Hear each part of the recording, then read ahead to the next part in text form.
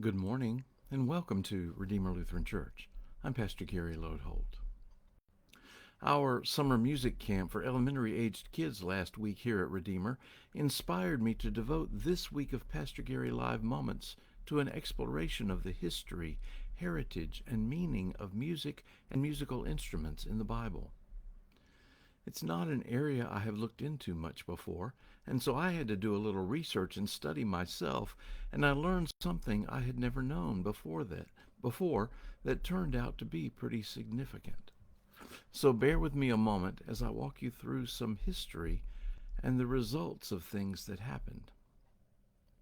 The first piece of background information is that worship of God was of paramount importance in ancient Israel. It was intended that society and all of life was first and foremost about God. However, that worship and observance of God's ways had several different expressions or avenues to walk. First, there was the temple and the priests. This was official worship where sacrifices were made, and as we talked some about yesterday, the temple was the place of the Holy of Holies, or the very presence of God in their midst. Worship in the temple was characterized by instrumental music and choral singing. The thing was, however, there was only one temple in Jerusalem. Most people couldn't make the trek to Jerusalem every day, every week, or even every month. Remember that when they went anywhere, mostly they had to walk. So if you went to the temple, most people might go once or twice a year.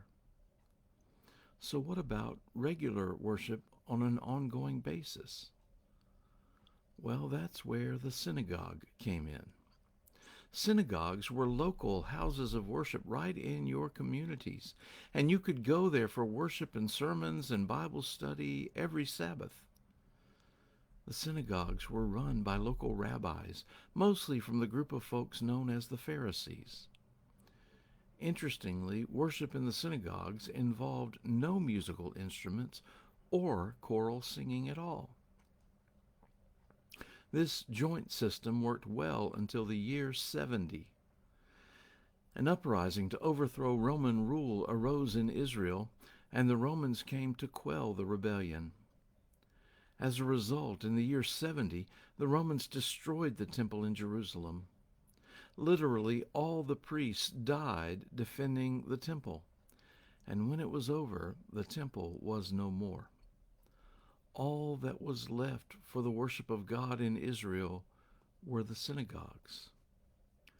From that point, choral singing and musical instruments were phased out of Israel's worship, and that continues even today. They use solo voices and chanting, but that's about it.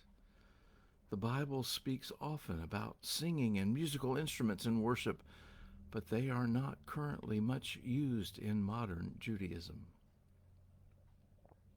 One of the instruments in the Bible mentions is the trumpet, although it wasn't really used to provide what we might call music. In Numbers 10, God instructs Moses to make 2 silver trumpets.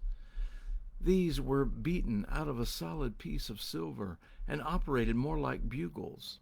In other words, there were no devices like valves to change the pitch, and any change would happen simply by the lips. But in fact, that wasn't important either, because these trumpets were to be used for very specific purposes. They were blown to summon the whole people together for an important meeting, or as a means to signal the people to break camp. The trumpets were simply blasted with a variety of long and short blasts to provide a signal to the people.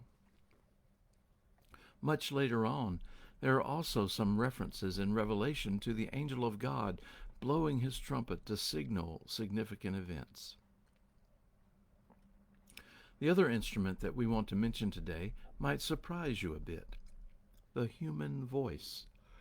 In fact, I learned a long time ago that most instruments were developed in trying to imitate and replicate the human voice. The voice is clearly the most directly God-given instrument. The human voice can create a wide range of pitches, tones, and percussion sounds, and with them can also communicate words of praise and honor to God. Emotions are felt and expressed through the voice. Of all the instruments, the voice is the most versatile and can communicate the most. All over the Bible, we are urged to sing praise to God, to lift our voices in songs of praise. Indeed, the whole book of Psalms is nothing but hymn after hymn to express praise, lament, joy, and much, much more. There are references in Acts in the early church of people singing hymns. There are even examples in St. Paul's letters where we believe Paul borrowed the text of a hymn and included it in his letter. The Bible tells us to make a joyful noise to the Lord, all the earth. I believe sometimes that there are people who don't sing and offer their voice this way because they think that they can't sing or can't make a pleasant sound.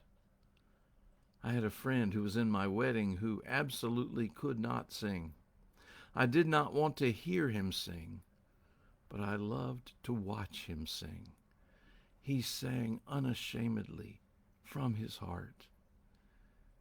In the church I served before Redeemer, the musician there used to say, God listens first with his heart and then with his ear. In other words, it doesn't matter how it sounds.